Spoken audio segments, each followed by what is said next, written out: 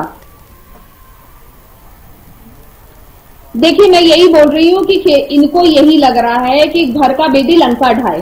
इनको अपने विधायकों पे विश्वास नहीं है। आपको मैं बताऊं, जो इनके कैंडिडेट हैं बोध साहब, उनके अगर इतिहास उठा के देखेंगे तो इनके ही परिवार में इनके ऊपर क्रिमिनल चार्जेस लगे हुए हैं, इनके ऊपर ईडी और सीबीआई के भी रिश्वतखोरी के चार्जेस लगे हुए हैं। बहुत सारे विधायक ऑलरेडी नाराज हैं, तो उन विधायकों की नाराजगी कैसे ये हल करेंगे? हमारा कोई प्रॉब्लम नहीं है, हमें कोई दिक्कत नहीं है, ना ही हमें जरूरत है, लेकिन इनके खुद के कमजोर कैंडिडेट होने के कारण, और इनके पास पार्टी का कोई भी कार्यकर्ता नहीं था, इनके पास कोई भी पार्टी का कोई कार्यकर्ता नहीं था। आज संजय भाटिया जी जो है वो पार्टी के कार्यकर्ता है, संगठन के कार्यकर्ता है, सबसे ज्यादा वोटों से जीते हुए व्यक्ति थे, मैक्सिमम वोट लेके आए थे, 6.5 लाख के करीब लेके आए थे, तो संगठन का व्यक्ति है। आज नागल साहब संगठन के व्यक्ति है, संगठन में काम कर रहे हैं, ये संगठन के व्यक्ति है, संजय भाटिया का विषय नहीं है। तो सारे के सारे विधायक ऑलरेडी बाहर का कैंडिडेट है, ऑलरेडी बाहर का कैंडिडेट है। आपके खुद के विधायक नाराज हैं, नॉनसेंस ही इज टॉकिंग। आपके खुद के कैंडिडेट नाराज हैं। I am not Sanjay Bhatia is having numbers. Why are you not speaking about Sanjay Bhatia? Charan is having numbers. Sanjay Bhatia is having number and Nagal ji will also have number. Nandal is not having numbers. It is fact. ठीक है ना sir, वो तो पहले भी कई के पास नहीं रहे, लेकिन वो जीत करके राज्यसभा पहुंच गए ना, आप ही के विधायकों की बदौलत पहुंचे हैं। ठीक है ना, ठीक है, ठीक है, ठीक है। प्रियदर्शनी जी, सुखबीर तंवर जी, अतीत की कंवर साहब, ये अतीत क्या दोहराया जाएगा? सवाल यही तो कर रहे हैं, सवाल यही तो है कि क्या अतीत दोहराया जाएगा या नहीं। लेकिन मैं आगे बढ़ूंगा। अमनदीप केसरी जी, इनेलो का क्या रुख रहने वाला है सतीश नागल को लेकर के विशेष रूप से, क्योंकि आपकी इम्पोर्टेंस वही सबसे ज्यादा है। उससे डर के नतमस्तक हो गए, यही सच्चाई है। अमनदीप जी, इन्हीं से खुलवा लो आज आपके लास्ट मैं ये कह रहा हूँ सर, क्योंकि 2 वोट आपके पास हैं विधानसभा में, वो दो वोट भी बेहद महत्वपूर्ण हो जाते हैं ऐसे समय में जब इस तरह की जरूरत होती है तीसरे उम्मीदवार को, निर्दलीय उम्मीदवार को। तो क्या रुख रहेगा आपका नांदल साहब को लेकर के? जी, अभी हितेंद्र जी, हमारी पार्टी का ये इस बात को लेकर के कोई फैसला नहीं हुआ है जी। पार्टी का शीर्ष नेतृत्व पार्लियामेंट्री बोर्ड बैठेगा और इस बात को लेकर के फैसला लेगा कि हमने राज्यसभा चुनाव में क्या रुख अपनाना है, हमने वोटिंग करनी है, वोटिंग नहीं करनी है, किसको वोट देनी है। ये फैसला अभी आप सबके सामने आ जाएगा। 16 मार्च का तो अभी समय बाकी है। अभी फिलहाल हमारा किसी भी प्रत्याशी को लेकर के कोई फैसला नहीं लिया गया है। और यहाँ पर मैं एक बात और जोड़ दूं इस चर्चा के अंदर कि जो भी ये फैसला, जो भी रस्सा कसी कसमकस तीसरे प्रत्याशी निर्दलीय को लेकर के हो रही है, वो सारा का सारा दारोमदार, जैसे हमने अतीत में देखा, केवल मात्र कांग्रेस के विधायकों पर, कांग्रेस की वोटों पर निर्भर करता है। कांग्रेस की वोटें, कार्तिकेय शर्मा जी, अजय माकन जी के टाइम पर 31 विधायक थे, ये अपनी 30 वोट भी पोल करवाते तब भी जो है कार्तिकेय शर्मा नहीं जीत पाते। और उससे पहले आनंद साहब के समय भी यही हालात थी और आज भी यही हालात हैं। अगर 37 में से आप अपनी 31 वोट पोल करवा देंगे तो निर्दलीय प्रत्याशी का जीतने का सवाल ही नहीं, चाहे इनेलो समर्थन करे ना करे। ये सारा का सारा दारोमदार है, ये जो सारा का सारा खेल है केवल कांग्रेस की क्रॉस वोटिंग के ऊपर ही निर्भर है और उसी पर टिका हुआ है। उसके अलावा कोई चर्चा का बात ही नहीं। और ये देख रहे हैं कि भी हरियाणा प्रदेश की जनता को इस बार ये फिर से ठगेंगे या क्या करेंगे, ये भविष्य के गर्भ में तो आपको लग क्या रहा है, कांग्रेस में क्या ऐसे विधायक हैं जो क्रॉस वोटिंग कर सकते हैं या शाही कांड जैसी हरकत हो सकती है इस बार भी? अमनदीप जी, देखिए, ये आपने भी आज डिबेट का देखिए हितेंद्र जी, मैं लगातार ना आपसे पहले 2 चैनलों पे और था डिबेट का, और ये एक न केवल आपके हर जगह ये चर्चा का विषय बना हुआ है। और ये चर्चा का विषय क्यों बना हुआ है, वो केवल एक ही कारण है उसका, कि हमने देखा कि कांग्रेस के अंदर इस तरह के नेता हैं जो ये इस तरह का काम करते हैं, पहले भी और आगे भी शायद करते होंगे, इसीलिए तो ये सारा मामला आया। और यहाँ सतीश जो निर्दलीय प्रत्याशी हैं, मैं आपको बता दूं कि किसी निर्दलीय प्रत्याशी की हिम्मत नहीं है बिना नंबरों के जो है नामांकन करने की। किसी भी आदमी की वो हिम्मत और उसको वो एक एनर्जी कहीं से मिलती है तो वो कांग्रेस के अतीत के जो कारनामे उनसे मिलती है कि भाई कांग्रेसियों ने पहले भी ऐसा किया और आगे भी ऐसा कर सकते हैं। उसी हिम्मत और अतीत के उनके कारनामों को देख करके मुझे लगता है कि निर्दलीय प्रत्याशी ने अपना नामांकन भरा है। ठीक है जादौन साहब, क्या लग रहा है, किस तरह की स्थिति आपको नजर आ रही है? क्योंकि कांग्रेस ये दम तो भर रही है कि हम एकजुट हैं और भारतीय जनता पार्टी के लोग भले ही खरीदने की कोशिश करेंगे लेकिन कोई भी विधायक टूटेगा नहीं, इस तरह की बातें तो कही जा रही हैं। क्योंकि हर बार यही बातें होती है, जो भी उम्मीदवार चुनाव में उतरता है वो अपनी जीत का दम तो भरता ही है, लेकिन क्या कितनी संभावनाएं लग रही हैं? यहाँ बलि का बकरा बनेगा कौन? नहीं, देखिए ऐसा है कि अच्छी बात है कांग्रेस एकजुटता से चुनाव लड़े और अपने कैंडिडेट को निकाल ले जाए, लेकिन भारतीय जनता पार्टी ने भी कुछ संभावनाएं तो देखी है, क्योंकि उन्होंने कुछ न कुछ, अब मान लो संभावनाएं ना भी देखी हो तो वो प्रयास तो करेंगे। उन्होंने कैंडिडेट अगर खड़ा कर दिया है तो उसके पीछे कोई रणनीति भी तय की होगी। अब ये चुनाव रणनीतिक हो गया है। पहले तो संख्या बल के हिसाब से स्पष्ट था क्योंकि एक कैंडिडेट भारतीय जनता पार्टी का जीत रहा था, एक कांग्रेस का जीत रहा था, लेकिन अब ये स्ट्रेटेजिक हो गया। अब इसमें स्ट्रेटेजी काम करेगी। भारतीय जनता पार्टी जो है बैक करेगी इनको, सतीश नांदल जी को, और वो इनकी बैटिंग थे वो आगे बढ़ेंगे, चुनाव जीतने का प्रयास करेंगे। इधर जो है कांग्रेस भी अपनी रणनीति अपनाएगी कि कहीं वो जो उसके तोड़फोड़ नहीं हो पाए, क्रॉस वोटिंग ना हो पाए, तो वो किस तरह से रोक पाती है अपने आप को, आगे तो चुनाव परिणाम भी बताएगा। जी जादौन साहब, जिस वक्त ये नामांकन हुआ मुझे उम्मीद है आप वहीं होंगे, और इस तरह की चर्चाएं हैं कि 34 विधायक थे कांग्रेस के, 37 के 37 पूरे विधायक नहीं थे उस समय। हाँ, ये तो ऐसा कुछ संकेत मिल रहा था कि सभी नहीं पहुंचे, और जो नाराजियां भी है, नाराजगी के संकेत तो मिल ही रहे। तो वो जो है दूसरे, इसके अलावा जो है ना, ये चौंकाने वाला अभी तक ये होता था कि भारतीय जनता पार्टी चौंकाने वाला कैंडिडेट लेके आती थी, लेकिन इस बार जो है कांग्रेस चौंकाने वाला लेके आई, क्योंकि जो पार्टी लाइन में जिनके बारे में संभावनाएं देखी जा रही थी, कई नाम जो चर्चा में थे, पहले तो राष्ट्रीय नेताओं की चर्चा में थे, जिनकी हरिप्रसाद जी का भी नाम चल रहा था कि वो भी यहाँ से चुनाव लड़ सकते हैं, और भी जो है चौधरी उदयभान जो है प्रदेश कांग्रेस अध्यक्ष नहीं रहे, तो ऐसा लग रहा था कि उनको भी कहीं राज्यसभा में स्थान दिया जा सकता है, उनको सम्मान दिया जा सकता है। इस तरह का ऐसी चर्चाओं के विपरीत जो है एक नया नाम निकल कर आया है, तो स्वाभाविक है कि कांग्रेस जन भी चौंके हुए हैं, और चौंके हुए हैं तो उसका परिणाम कुछ भी हो सकता है। ये है, हो सकता है कि भारतीय जनता पार्टी की स्ट्रेटेजी कामयाब हो जाए, तो अब ये तो देखने की बात है। हम तो जो है तस्वीर को देखकर कह सकते हैं कि तस्वीर ऐसी बन रही है। तस्वीर जो है ये कह रही है कि भारतीय जनता पार्टी तीसरा प्रत्याशी लाई है, वो तो जिताने के लिए लाई है, और भारतीय जनता पार्टी कई जगह ऐसी सफलताएं हासिल भी करती रही है। तो देखते हैं कि कांग्रेस अपनी मजबूती और पार्टी मतभेद भुलाकर और कांग्रेस आला कमान ने जो फैसला किया है उसका सम्मान करते हुए अगर वो एकजुट रह जाती है और जो ऑफिशियल कैंडिडेट है उनको जिताती है, बड़ी अच्छी बात है। लेकिन मुझे लगता है कि बस भारतीय जनता पार्टी ने तो कुछ सोचा ही है, कहीं रास्ता उसको दिखाई दे रहा होगा, तभी तो उसने जो है अपना एक नया जो है कैंडिडेट खड़ा कर दिया, तीसरा। ये जी चलिए, ठीक है, ये तो अब इंतजार करना होगा वोटिंग तक। जब वोटिंग हो जाएगी उसके बाद परिणाम जो सामने आएंगे उसमें देखना होगा कौन जीतेगा, कौन बलि का बकरा बनेगा। बहरहाल बहुत शुक्रिया जादौन साहब हमारे साथ जुड़ने के लिए। मनदीप केशरी जी आपका भी शुक्रिया, तंवर साहब और प्रियदर्शन जी आपका भी बहुत बहुत शुक्रिया इस चर्चा में जुड़ने के लिए। लेकिन राज्यसभा चुनाव के लिए नामांकन हुआ, तीसरे उम्मीदवार का जब नामांकन हुआ तो सियासी पारा अब हाई हो गया है। अब ये बड़ा दिलचस्प चुनाव जो है वो होते हुए नजर आ रहा है, क्योंकि इससे पहले भी जो इतिहास रहा उसको ध्यान में रखते हुए आकलन किया जा रहा है, कयास लगाए जा रहे हैं। क्या कांग्रेस में फिर से क्रॉस वोटिंग होगी या स्याही कांड जैसी स्थिति फिर से बनेगी, और फिर से क्या इसी तरह की कोई हिस्ट्री रिपीट होगी? नहीं, ये तो चुनाव परिणाम के दिन ही साफ होगा। बहरहाल इस चर्चा में बस इतना ही। आप देखते रहिए हरियाणा न्यूज़।